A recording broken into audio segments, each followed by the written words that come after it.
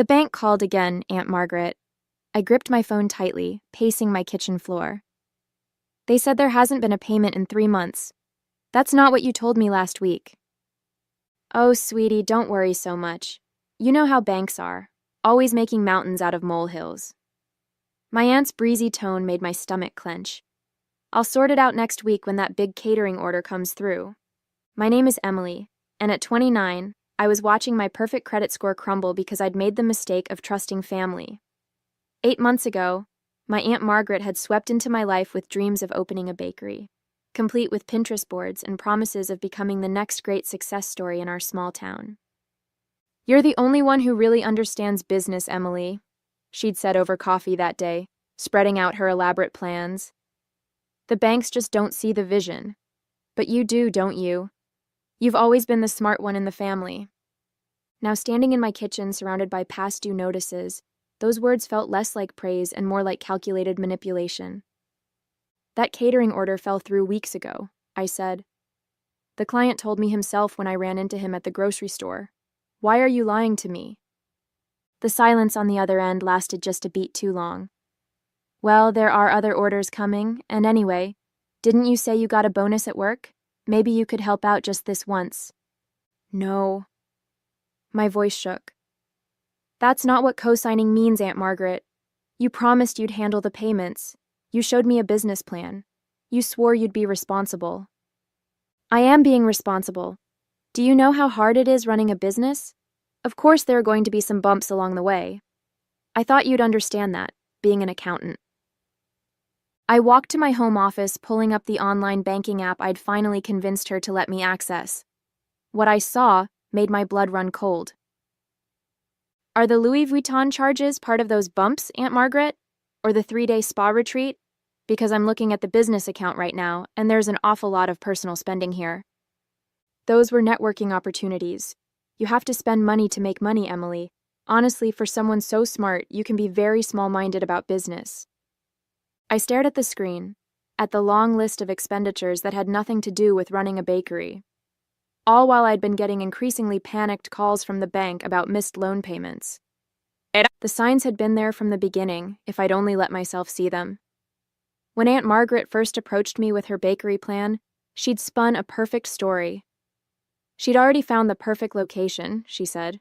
She had recipes passed down from my grandmother. She'd even taken some business classes at the community college. What she didn't mention was that 3 other banks had already turned her down, or that her business classes consisted of 1 weekend seminar, or that her previous attempts at running businesses, the jewelry-making venture, the life coaching practice, the essential oils phase, had all ended in debt and disappointment. But I'd wanted to believe her. Growing up, Aunt Margaret had been the fun one, always full of exciting ideas and dreams. While my own mother preached practicality and careful planning, Aunt Margaret talked about following your passion. She'd praised my decision to become an accountant, unlike my mother who worried it was too boring for me. Just look at these projections, she'd said, showing me spreadsheets that I now realized were wildly optimistic. We could be the next big thing in town, and with your financial expertise backing me, how could we fail? I pulled up those original projections now, comparing them to the reality. The bakery was hemorrhaging money. Customer reviews complained about inconsistent hours and unfulfilled orders. Meanwhile, Aunt Margaret's social media showed her at expensive restaurants, shopping trips, spa days, all paid for with business funds. My phone buzzed with a text from my cousin Sarah. Have you talked to Mom lately? She's telling everyone you pressured her into taking that loan. Says you insisted on co-signing because you wanted to control her business. I nearly dropped my phone. Me? Pressure her? I remembered how she'd shown up at my house 3 times in 1 week, how she'd called crying about her dreams being crushed, how she'd told me I was her only hope. Another text from Sarah. She's really playing up the victim angle. Says you're threatening her now, being a ruthless businesswoman instead of family. The betrayal hit me like a physical blow. Not just the lying, not just the misused money, but this deliberate twisting of the truth. Aunt Margaret was trying to destroy my reputation to save her own. I looked around my home office at the careful order I maintained in my life. My color-coded files, my organized desk, my clear plans for the future, all of it now threatened by my aunt's chaos and lies. I spent that evening documenting everything. Every email where Aunt Margaret had begged me to co-sign, every promise of responsible management, every bank notice about missed payments. I downloaded statements showing her personal purchases with business funds, designer clothes, spa treatments, weekend getaways that had nothing to do with running a bakery. The deeper I dug, the worse it got. She hadn't been paying vendors either. Local suppliers had stopped delivering because of bounced checks. The rent on the bakery space was 2 months behind. She'd even taken out additional credit cards in the business's name, maxing them out on personal expenses. My cousin Sarah kept forwarding me messages from family members. Poor Margaret, Emily's being so harsh about a few late payments. She's always been a bit cold about money matters. Family should help family without all these demands. The last one made me laugh bitterly. Family should help family. Isn't that exactly what I'd done? I'd put my own financial future on the line to help Aunt Margaret's dream. And how had she repaid that trust? My phone rang. My mother this time. "Emily, honey, maybe you could be a little more understanding," she started. "Your aunt's always been more of a creative spirit. She's not good with numbers like you are." "She's good enough with numbers to hide her personal shopping and the business expenses," I replied, "and good enough to know exactly how to play the victim when she gets caught." "She says you've been threatening her with lawyers," said. "I haven't said anything about lawyers yet, Mom, but maybe I should." The silence on the other end was heavy. "Yet? Emily, you can't be serious. She's family." "Yes, she is, which makes her betrayal even worse." After hanging up, I opened my laptop and started researching business loan liability and fraud. The more I read, the clearer it became. This wasn't just about missed payments anymore. What Aunt Margaret was doing was illegal. Using business loans for personal expenses, lying to creditors, potentially committing credit card fraud. I'd spent my whole career building a reputation for integrity and financial responsibility. I wouldn't let her destroy that. Not with her lies, not with her manipulation, not with her creative spirit excuse. My hands shook as I drafted an email to a lawyer my firm often worked with. This would change everything. My relationship with Aunt Margaret, my standing in the family, the comfortable fiction we'd all maintained about her entrepreneurial spirit. But as I looked at the mounting evidence of her deception, I knew I had no choice. Sometimes protecting yourself means being the bad guy in someone else's story. Part 2, Segment 1, 500 words. The meeting with the lawyer confirmed my worst fears. Not only was I liable for the loan payments, but Aunt Margaret's misuse of business funds could potentially lead to criminal charges. The lawyer laid out my options, none of them pleasant. "First, we send a formal demand letter," she explained. "We detail the misuse of funds and give her 30 days to begin repayment. If she doesn't comply, we can file for a civil suit and report the credit card fraud to the authorities." "Will that protect me from the loan liability?" "It can help. If we can prove she deliberately misled you and misused the funds, we might be able to get your name removed from the loan. But it won't be easy. Or quiet." As if on cue, my phone buzzed with another family message. Aunt Margaret had posted a long social media update about betrayal and family members who care more about money than relationships. She didn't name me directly, but everyone knew who she meant. I forwarded the post to my lawyer. Add defamation to the list.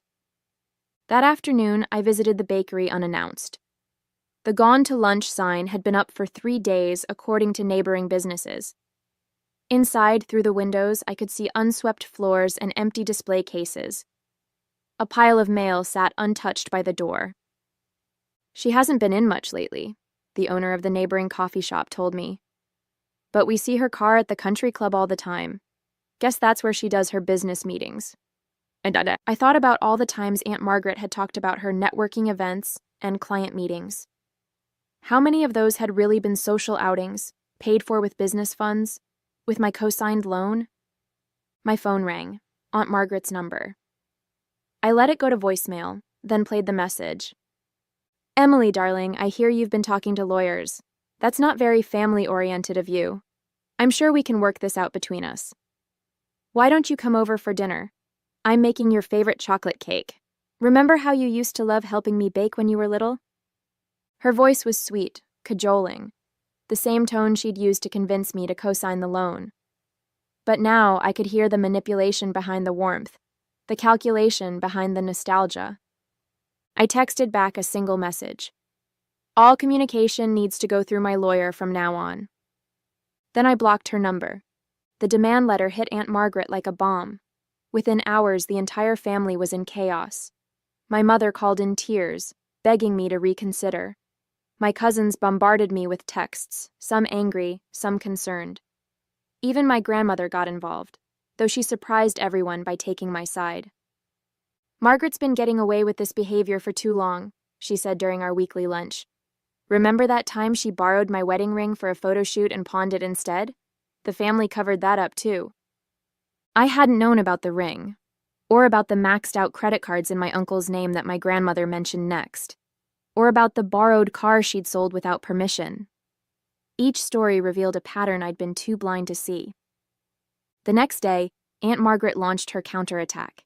She sent a mass email to the entire family, including distant relatives and family friends.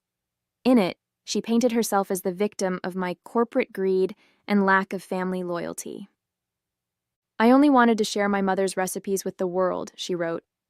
Emily pressured me into taking out that huge loan, insisting we needed the most expensive equipment and the fanciest location. Now she's threatening me with lawyers because the economy is a bit slow. I forwarded the email to my lawyer, then sent my own reply all with bank statements attached. $3,000 at a luxury spa resort, $2,500 at designer boutiques, $5,000 for a business retreat that was actually a vacation in Miami. Dozens of restaurant charges at places nowhere near the bakery. Monthly country club dues. This is how Aunt Margaret spent the business loan, I wrote. Not on equipment, not on ingredients, not on my grandmother's recipes. Check the dates. All while she was missing loan payments and telling suppliers she couldn't pay them. The response was immediate. Some relatives doubled down on supporting Aunt Margaret, claiming I was airing dirty laundry. But others started reaching out privately, sharing their own stories of her financial manipulations. She borrowed $10,000 from me last year, one cousin wrote. Said it was for bakery supplies. I had no idea you'd co-signed a loan. She told me the banks were fully funding it. She tried to get me to co-sign first, another relative admitted. I said no, and she told everyone I was jealous of her success. My lawyer called that afternoon. Your aunt's lawyer reached out. They want to discuss a settlement. She has a lawyer? Her third one, apparently. The other two dropped her when they saw the financial records. The settlement meeting was set for a local coffee shop, neutral territory. Aunt Margaret arrived late, of course, wearing designer clothes that probably cost more than the bakery's monthly rent. Her lawyer looked tired before we even started. Here's our proposal, my lawyer began. Ms. Emily will agree not to press criminal charges for the credit card fraud if Mrs. Margaret agrees to the following conditions. First, she'll sign a confession of judgment for the full amount of misused funds. Second, she'll make a public statement correcting her false allegations. Third, she'll surrender the bakery's assets to help repay the loan. Aunt Margaret's perfectly lined eyes widened. Criminal charges? But it was my business. I had the right to spend business loan money on personal luxuries? No, you didn't, her lawyer cut in. Mrs. Margaret, as I explained before, that's fraud. But Emily agreed to help me. She knew I agreed to co-sign a business loan, I interrupted. Not to fund your shopping sprees and spa days. Her face crumpled into familiar tears. I'd seen this performance before, at family gatherings, when bills came due, when she needed favors. But this time it didn't move me. I'll lose everything, she sobbed. The bakery was my dream. The bakery was your excuse, I corrected. Your dream was spending money you didn't have, and I'm done financing it. Her lawyer pushed a tissue box toward her. Mrs. Margaret, I strongly advise you to accept this offer. The alternative would be significantly worse. Worse than being betrayed by my own niece? She glared at me through her tears. Worse than federal charges for bank fraud, my lawyer replied calmly. Ms. Emily has documentation of every misused dollar, every personal purchase disguised as a business expense, every bounced check, every missed payment. Do you really want that presented in court? The tears stopped abruptly. Aunt Margaret's face shifted from wounded victim to calculated assessment. I recognized that look. She was weighing her options, just like she had when she'd first decided to target me for the co-signing. I'll need time to consider. You have until tomorrow, my lawyer said. After that, we proceed with criminal charges. As we left the coffee shop, I heard Aunt Margaret on the phone with my mother, already spinning a new version of events. But this time, her words couldn't touch me. I had evidence, I had truth, and most importantly, I had finally found my backbone. Aunt Margaret signed the settlement agreement the next day. Her lawyer practically pushed her hand to the paper, knowing it was her best option. Within a week, she posted the required public statement on social media, though she managed to make even her confession sound like martyrdom. Due to recent misunderstandings, I need to correct some statements about my niece Emily's involvement in the bakery. She did not pressure me into taking the loan, and any suggestions otherwise were incorrect. Additionally, I acknowledge that certain business funds were misused for personal expenses. The family reaction was split. Some relatives finally saw through her act, especially after more stories of her financial manipulations came to light. Others chose to believe her new narrative, that she was being noble by taking responsibility, that she was sacrificing herself to protect family peace. My mother struggled the most. She kept trying to find middle ground where none existed. Couldn't you have handled it more quietly? She asked during our weekly lunch. The whole town is talking. The whole town was already talking, Mom. Aunt Margaret made sure of that when she spread lies about me. She's still your aunt, and she's having such a hard time now. She had to cancel her country club membership. I pulled out my phone and showed her the latest credit card statement Aunt Margaret had tried to hide. Look at these charges, Mom. All while she was missing loan payments that affected my credit score. All while she was telling everyone I forced her into debt. My mother studied the statement, her face falling as she scrolled through the expenses. I had no idea it was this bad. No one did. That's how she operates. She counts on family loyalty to cover her tracks. The bakery's assets were sold to cover part of the debt. It wasn't much. Most of the equipment was leased, and suppliers had already reclaimed a lot of their stock. But it was something. Aunt Margaret would be paying me back for years, with the confession of judgment hanging over her head to ensure compliance. The hardest part was dealing with the flying monkeys. Relatives and family friends who kept trying to make me feel guilty about destroying Aunt Margaret's dream. They didn't want to hear about the fraud or the misused funds. They just saw a niece who had turned against her aunt. But others started coming forward with their own stories. My cousin Tom revealed how Aunt Margaret had borrowed his inheritance money, promising to double it with investments that never materialized. My uncle confessed she'd taken out credit cards in his name during their marriage. Even my grandmother admitted there were more missing pieces of jewelry than just the wedding ring. You're the first one to stand up to her properly, my grandmother said. The first one to make her face consequences. Nope. My lawyer called with updates about the repayment schedule. Your aunt tried to negotiate lower monthly payments, she said. Claimed she couldn't afford the agreed amount. Let me guess. While wearing designer clothes and carrying a new handbag? Exactly. Don't worry, we shut that down fast. The confession of judgment means we can seize assets if she defaults. 6 months later, the bakery space had been taken over by a young couple who actually knew how to run a business. They kept some of grandmother's recipes on the menu as a courtesy, though they politely declined when Aunt Margaret tried to insert herself as a consultant. The family dynamics had shifted permanently. Holiday gatherings were smaller now, with clear divisions between those who understood my actions and those who still supported Aunt Margaret. My mother finally stopped trying to broker peace when she discovered Aunt Margaret had been borrowing money from her friends, using my mother's name as a reference. She told them I'd guarantee the loans, my mother said, shocked. If you hadn't exposed her pattern, I might have felt obligated to cover those debts too. The repayments were steady, if not graceful. Each month, Aunt Margaret made a show of how difficult it was to send the money, posting cryptic social media messages about sacrifices and family obligations. But her designer outfits and luxury car told a different story. She'd simply found new sources to fund her lifestyle. My cousin Sarah kept me updated on Aunt Margaret's latest schemes. She'd started a life coaching business, targeting wealthy divorcees with promises of financial freedom and entrepreneurial success. The irony was almost too much. Should we warn them? Sarah asked.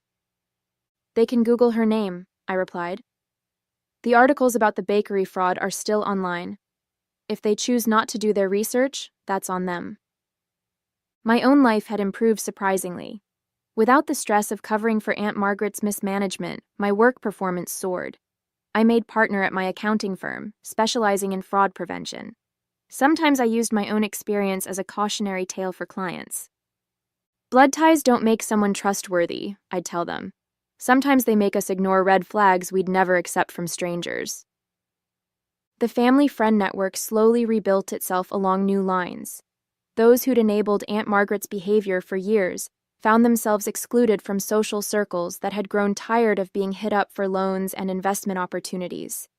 Meanwhile, I developed closer relationships with relatives who appreciated honesty and responsibility. My grandmother hosted a small dinner party to celebrate my promotion. Looking around the table at the family members who'd stood by me, I realized something important. Family loyalty shouldn't require self-sacrifice. Real family supports growth and responsibility, not endless enabling of bad behavior. I wish I'd had your courage years ago, my grandmother said, squeezing my hand. Think of all the heartache we could have avoided if someone had stood up to Margaret sooner. A year after the settlement, I received an unexpected package. Inside was a worn leather-bound notebook, my grandmother's original recipe book that had gone missing from the bakery. An anonymous note said it had been rescued before Aunt Margaret could sell it. The recipes brought back memories of childhood baking sessions, before I understood about manipulation and financial fraud. Back when Aunt Margaret was just my fun, creative aunt, who let me lick the spoons and didn't worry about measuring cups. My mother called that evening with news. Aunt Margaret was moving across the country. She'd found a wonderful opportunity in California, though nobody quite knew what it was. The family's reaction was telling. Instead of the usual excitement about her latest venture, there was only quiet relief. She asked to borrow money for the move, my mother admitted. For the first time in my life, I said no. It felt strange, but good.